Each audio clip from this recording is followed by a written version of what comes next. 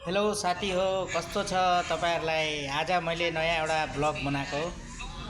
Blog राम्रो लाग्यो भने शेयर कमेन्ट गर्नु है।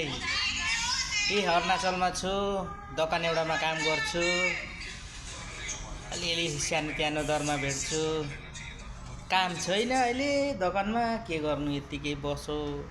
दोकान खोलो, बसो, खायो, बसो, खायो। बेला बेला मन लाग्यो भने सुर्ती बनाएर खाइन्छ। सिक्युरिटीको त्यस्तै जिन्दगी बिताउन परेको छ। अगाडि त गरम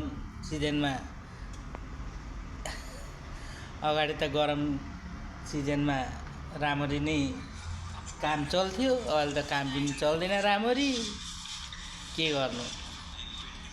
अगाडि मालिक पनि सधैँ फोनसोन गर्थ्यो, चाटुङलाई त्यस्तै गर्थ्यो। अहिले त खोइ चाटाउन चाहिँ खोज्छ। त्यसकै लागि के गर्नु, टाउको कन्याउँदै भिडियो बनाएको। राम्रो लाग्यो भने सेयर गरिदिनु ल।